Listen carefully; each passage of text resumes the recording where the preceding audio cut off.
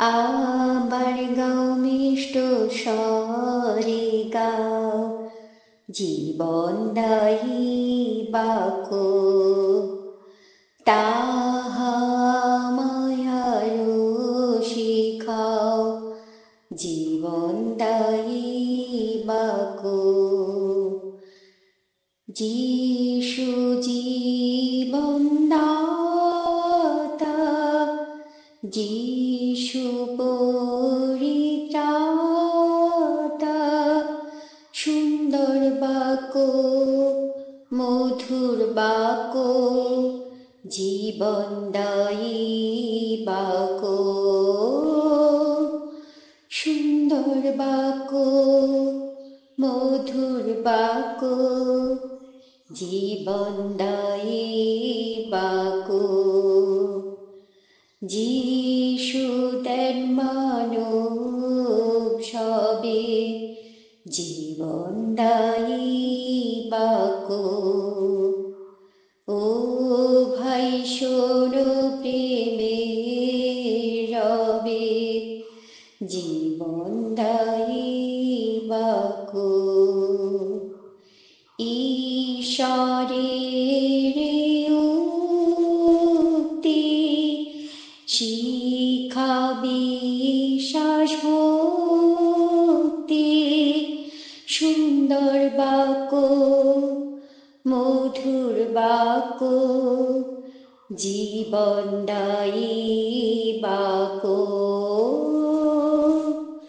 সুন্দর বাক্য, মধুর বাক্য, জীবন দায়ী বাক্য। প্রভু, তোমার বাক্য আমার চিত্তের ধ্যান, তোমার দৃষ্টিতে গ্রাহ্য হোক। আমেন। জয় যিশু। শ্রোতা বন্ধুরা, আশা করি সবাই ভালো আছেন। নতুন দিন, নতুন সকাল আমরা পেয়েছি, পিতা ঈশ্বরের ধন্যবাদ করি। আজকে শাস্ত্র পাঠে আসি আমরা। চলুন আমরা সবাই একসঙ্গে পাঠ করি পবিত্র শাস্ত্র, বাইবেলের শেষ পুস্তক যোহনের নিকটে প্রকাশিত বাক্য, 3 অধ্যায় 19 পদ এবং 20 পদ। সেখানে লেখা আছে, প্রভু বলছেন, আমি যত লোককে ভালোবাসি সেই সকলকে অনুযোগ করি ও শাসন করি। অতএব উদ্যোগী হও ও মন ফিরাও। দেখো, আমি দ্বারে দাঁড়াইয়া আছি ও আঘাত করিতেছি। কেহ যদি আমার রব শুনে ও দ্বার খুলিয়া দেয়, তবে আমি তাহার কাছে প্রবেশ করিব ও তাহার সহিত ভোজন করিব এবং সেও আমার সহিত ভোজন করিবে। আমেন। ঈশ্বর তার আপন বাক্যে আমাদের প্রত্যেককে আশীর্বাদ করুন। বন্ধু, এখানে স্বয়ং ঈশ্বর বলছেন, আমি যাকে ভালোবাসি তাকেই শাসন করি, তাকেই আমি তারই এগেইনস্টে আমি অভিযোগ করি।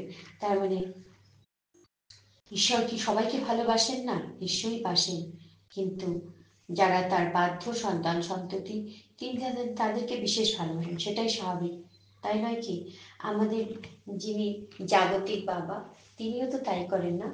তিনি কিন্তু সব ছেলে মেয়েকে সমানভাবে ভালোবাসতে পারেন, সবাইকেই ভালোবাসেন, যেহেতু সবাইকেই তিনি জন্ম দিয়েছেন। তার ছেলে মেয়ে সব যে কটাই থাকুক না কেন, তাদের সবাইকেই ভালোবাসেন। কিন্তু যে ছেলেটা বা মেয়েটা বিশেষভাবে মা বাবার নাম উজ্জ্বল করে, তাই না, বাবা মার বাধ্য থাকে, তার প্রতি বাবা মার একটু স্নেহ বেশি থাকে। হয়তো কখনো কখনো ভাই বোনেরা আমরা বুঝতে পারি, কখনো হয়তো বুঝতে পারি না। সেই সেই ছেলেটা বা মেয়েটাকে বাবা মা একটু বেশি ভালোবেসে থাকেন, স্বাভাবিক। স্বয়ং ঈশ্বর সেটাই বলছেন যে যাকে ভালোবাসি তাকেই কিন্তু শাসন করি, তারই বিরুদ্ধে অভিযোগ করি। তাই তোমরা মন ফিরাও, তোমরা মন ফিরাও। কোন দিকে মন ফিরাবো বন্ধু? ঈশ্বরের দিকে। আমরা ঈশ্বরে মনোনিবেশ করি। আজ পবিত্র বিশ্রামবার তিনি দাঁড়িয়ে আছেন, আমাদের হৃদয় দ্বারে তিনি দাঁড়িয়ে আছেন। আমরা যদি তার আওয়াজ শুনতে পাই, যদি ঈশ্বরে মনোনিবেশ করি, তবেই তো তার আওয়াজ শুনতে পাবো। তখন যদি আমরা দ্বার খুলে দিই, আমাদের হৃদয় দ্বার খুলে দিলেই তিনি আসবেন। তিনি বলছেন আমার সহিত ভোজন করবেন এবং আমিও তার সাথে ভোজন করবো। অর্থাৎ তিনি প্রত্যেক মুহূর্তে আমার সঙ্গে থাকবেন, আমার সমস্ত কিছু তিনি দেখবেন, গাইড করবেন, আমাকে কিভাবে চলতে হবে ঈশ্বর বলবেন। তার জন্য আমাদেরকে হৃদয়দ্বার খুলে দিতে হবে, ঈশ্বরের ভালোবাসাকে বুঝতে হবে, ঈশ্বরের ভালোবাসার পাত্র পাত্রী হওয়ার জন্য আমাকে চেষ্টা করতে হবে। একা একা পারব না, কিন্তু ঈশ্বর যে বাক্য দিয়েছেন, যা আমরা প্রতিদিন শুনে থাকি, সেগুলো হৃদয়ে রাখতে হবে বন্ধু। তবেই আমরা ঈশ্বরের ভালোবাসা লাভ করতে পারবো। এই বাইবেলের প্রথম অধ্যায়ে যদি দেখি, সেখানে দেখি স্বর্গনিবাসী যিশুর দর্শন। এই সাধু যোহন, যিনি শিষ্য ছিলেন আমাদের প্রভু যিশুর, প্রেরিতদের মধ্যে একজন বিশেষ শিষ্য, যিনি প্রভু যিশুর সঙ্গে সবসময় ঘনিষ্ঠ হয়ে থাকতেন, না তার গায়ে হেলান দিয়ে বসে থাকতেন, খুব কাছে থাকতেন। সেই প্রিয় শিষ্যকে তারা অনেকভাবে চেষ্টা করেছিল শেষ করে দেওয়ার জন্য শিষ্যদেরকে, কিন্তু এই যোহনকে অনেকভাবে চেষ্টা করেও যখন মেরে ফেলতে পারলো না, তখন তারা পাটন দ্বীপে তাকে নির্বাসনে পাঠালো, যেখানে সাধু যোহন একাই ছিলেন। সেখানে তিনি স্বর্গনিবাসী সেই প্রভু যিশুর দর্শন লাভ করলেন। যিশু খ্রিস্টের সেই বাক্য, যা ঈশ্বর তাকে দিয়েছেন, সেই বাক্য তিনি যা যা যা ঘটবে পৃথিবীতে, সমস্ত কিছু তিনি যেন নিজের দাসদেরকে দেখিয়ে দেন। তাই প্রভু যিশু কি করলেন? দূত পাঠালেন নিজের দাস সেই যোহনের কাছে, তাকে সমস্ত কিছু জানালেন। আর সাধু যোহন সেটা লিখলেন, মুদ্রাঙ্কিত করলেন। এই পুস্তক হচ্ছে বিশেষ পুস্তক। আগামী দিনে কি ঘটবে, কি হতে যাচ্ছে, তার সমস্ত সুস্পষ্ট বিবরণ আমরা এই পুস্তকে পাই। এখানে লেখা আছে যে যোহন ঈশ্বরের বাক্য সম্বন্ধে, যীশু খ্রিস্ট সম্বন্ধে সাক্ষ্য রেখেছেন এই বাইবেলে। যদি আমরা সেটা শুনি, যদি আমরা সেটা পাঠ করি, সেই ভগবানের বাক্যগুলো, ভবিষ্যৎবাণীগুলো আমরা যদি পাঠ করি, আমরা যদি শুনি, পাঠ করতে না পারলেও এই কথাগুলো যা লেখা আছে তা যদি আমরা পালন করি, তাহলে আমাদের নিজের জন্যই ভালো হবে, কারোর জন্য ভালো হবে না বন্ধু।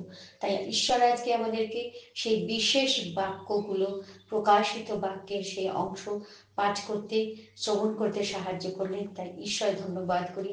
আমরা চেষ্টা করি এই বাক্য পালন করার, কেননা কাল সন্নিকট। কোন কাল? যেই কাল ধ্বংসের কাল, যখন পৃথিবী শেষ হয়ে যাবে, যখন আমরা কর্মের উপযুক্ত ফল পাবো, তারপর যখন প্রভু আসবেন, আমরা যদি তার মনোনীত হতে পারি, তাহলে তার সঙ্গে চলতে পারবো, তাই না? আমরা কি সেই বাক্য পালন করছি? নিজেদেরকে নিজেরা জিজ্ঞেস করি বন্ধু, যে আমরা কি ঈশ্বরের বাক্যানুসারে চলছি? আমরা আজকে থেকে চেষ্টা করি এই প্রকাশিত বাক্য বারবার পাঠ করি এবং পালন করার চেষ্টা করি। পাঠ করার সমস্যা থাকলে অন্তত শুনি, শোনার জন্য অনেক মাধ্যম রয়েছে, এখন অনেক সুযোগ রয়েছে ঈশ্বরের বাক্য শোনার। আমরা যেন শুনি এবং এই পুস্তকে লিখিত বাক্যগুলো যেন পালন করি, তবেই আমরা শেষ দিনে রক্ষা পেতে পারি। ঈশ্বর আমাদেরকে সাহায্য করবেন। ঈশ্বরের কাছে আমরা শক্তি চাই, এই বাক্য আমাদেরকে পালন করার জন্য তিনি শক্তি দিন, আমরা এই প্রার্থনাই করি। এই প্রকাশিত বাক্যে যা যা লেখা আছে তা সমস্তই সত্যি হবে, কেননা ঈশ্বরের বাক্য কখনো মিথ্যে হতে পারে না, সবই সত্য। তাই আমরা এই বাক্যকে হৃদয়ে গ্রহণ করি, আমরা ঈশ্বরের জন্য হৃদয় খুলে দিই, আমরা মন ফিরাই। মন ফিরালে আমরা ঈশ্বরের উপযুক্ত সন্তান সন্ততি হতে পারবো, তাঁর বাক্যানুসারে চলতে পারবো। তিনি আমাদেরকে সাহায্য করুন যেন আমরা তাঁর বাক্য পালন করতে পারি। কত সুন্দরভাবে তিনি বলছেন, যে তার আওয়াজ শুনতে পাবে, তিনি তাকে কি করবেন? তার অন্তরে প্রবেশ করবেন। তারপর তারপর প্রবেশ করে তিনি আমাদের সঙ্গে থাকবেন। আমরা যখন যা করব, ঈশ্বর সমস্ত কিছু দেখবেন এবং সেই হিসাবে আমাদেরকে গাইড করবেন বন্ধু। আজকের বাক্য আমাদের জীবনে সত্যি হোক, আমরা যেন ঈশ্বরের আওয়াজ শুনতে পাই, তার ভালোবাসাকে যেন উপলব্ধি করতে পারি, তার শাসনকে যেন উপলব্ধি করতে পারি, আমরা যেন তার জন্য হৃদয় দ্বার খুলে দিতে পারি, নিজের মনকে প্রস্তুত করতে পারি এবং ঈশ্বরকে স্থান দিতে পারি। কত সুন্দর বাক্য। এর পরের পদে লেখা আছে যে আমরা যদি জয় করতে পারি, তা আমরা কি জয় করব? আমাদের মন্দ বিষয়গুলো জয় করতে পারি, ঈশ্বরকে যদি লাভ করতে পারি, তাহলে কি হবে?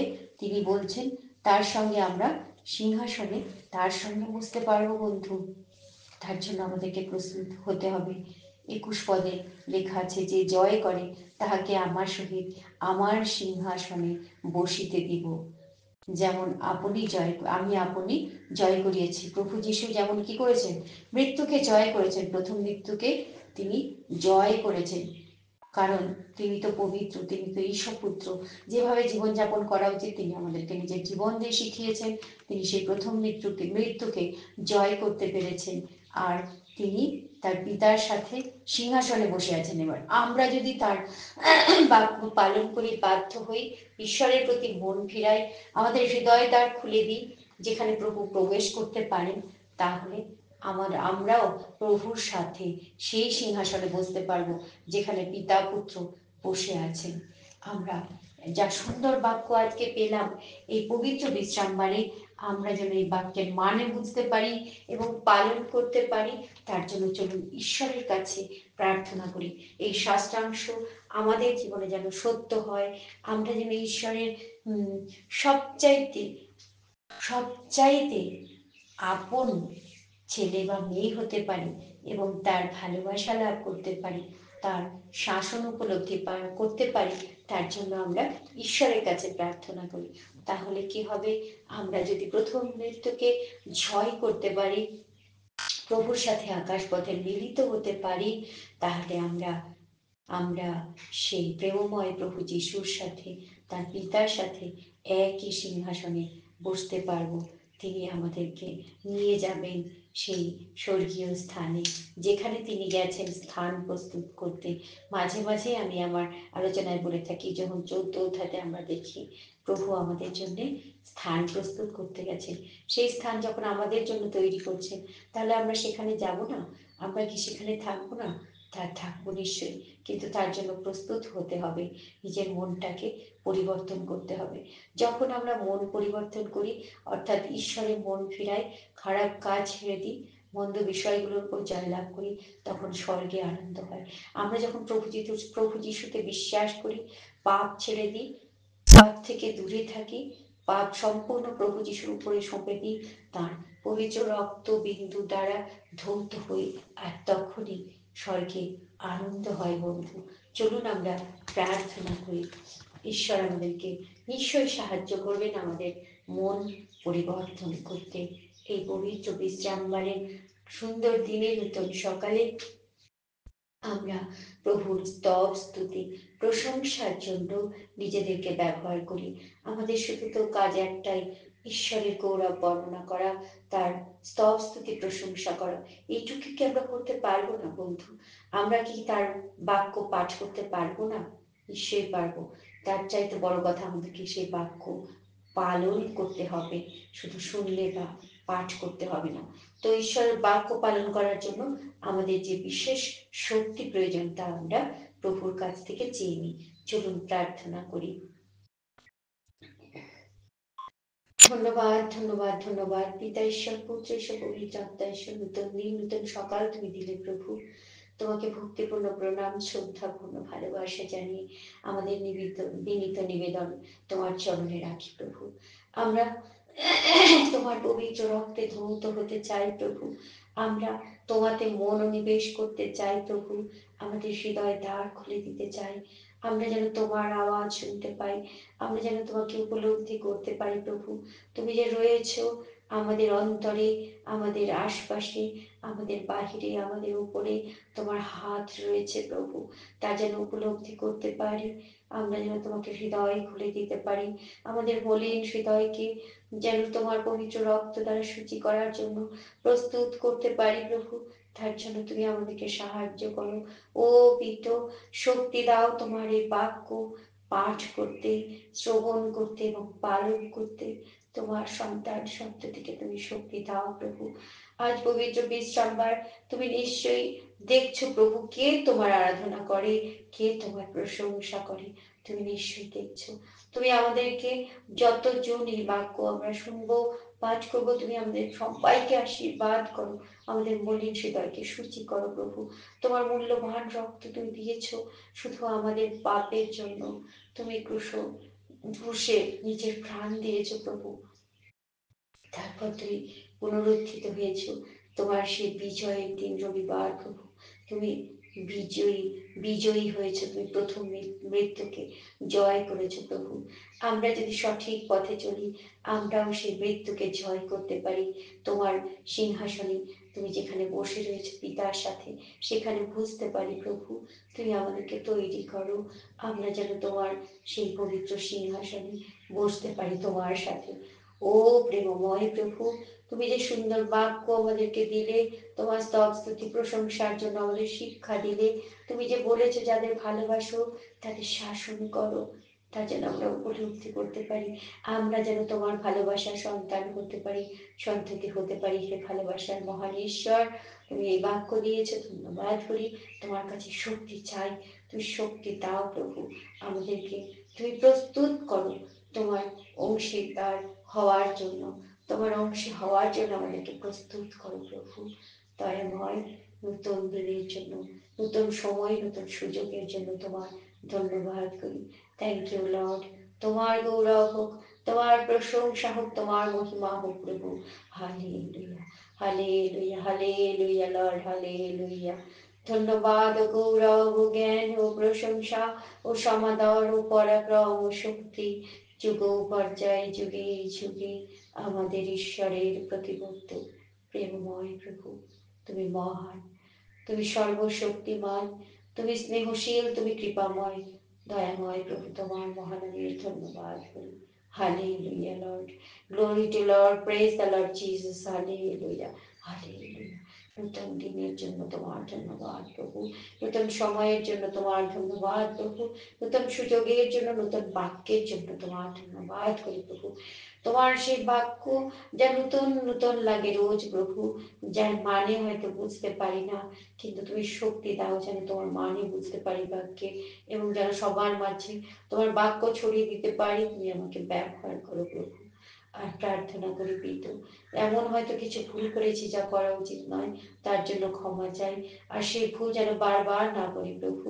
তুমি শক্তি দাও, আমাদের মন প্রাণ সমস্ত কিছু তুমি সুরক্ষা করো। শুধু তোমাতে নির্ভর করতে শিখাও প্রভু। সমস্ত মন প্রাণ সমস্ত শক্তি দিয়ে যেন তোমাকে ভালোবাসতে পারি প্রভু।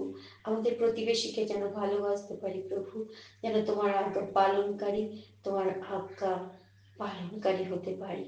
তুমি আশীর্বাদ করো লর্ড। যতজন শ্রোতা বন্ধু এই অনুষ্ঠান শুনবেন, তুমি তাদের সবাইকে বিশেষ আশীর্বাদে পরিপূর্ণ করো প্রভু। তাদের সমস্ত শুভ ইচ্ছাগুলো পূরণ করো। তোমার কাছে এটাই অনুরোধ করি প্রভু। যারা আমাদের দেশকে, আমাদের রাজ্যকে, আমাদের শহরাঞ্চলকে, গ্রামাঞ্চলকে, আমাদের কর্মস্থলকে, আমাদের মণ্ডলীকে, আমাদের পরিবারকে নেতৃত্ব দেন, তুমি তাদেরকে বিশেষ আশীর্বাদ করো। তাদের সুস্বাস্থ্যের অধিকারী করো, সুস্বাস্থ্যের অধিকারিণী করো। তাদের যদি কোনো অশান্তি, কোনো সমস্যা থাকে, তুমি দূর করো পিতো। তোমার শান্তি তুমি তাদের উপর বর্ষণ করো। তোমার আরোগ্যকারী হাত তুমি বর্ষণ করো। হে আশ্চর্য মন্ত্রী, সনাতন পিতা, শান্তিরাজ, তুমি বিক্রমশালী ঈশ্বর, সর্বময় কর্তৃত্বের অধিকারী, সর্বশক্তিমান পিত। তোমার মহানামে ধন্যবাদ করি প্রভু। তোমার জয় জয়কার হোক লর্ড। তোমার সুবর্ণ সুযোগের জন্য, এই সুন্দর সময় সুযোগের জন্য ধন্যবাদ জানাই প্রভু। আমরা বিশ্বাস করি গভীর চর্চা ঈশ্বর, তুমি এই স্থানে রয়েছে, আমাদেরকে লিড করেছো, গাইড করেছো, প্রার্থনা শুনেছো, আমাদের আরাধনা গ্রহণ করেছো, তাই ধন্যবাদ জানাই। আমরা বিশ্বাস করি পিত যে আমাদের আরাধনা শুনেছো এবং যা তোমার দৃষ্টিতে গ্রহণযোগ্য তার উত্তর দিয়েছো, তাই ধন্যবাদ করি প্রভু।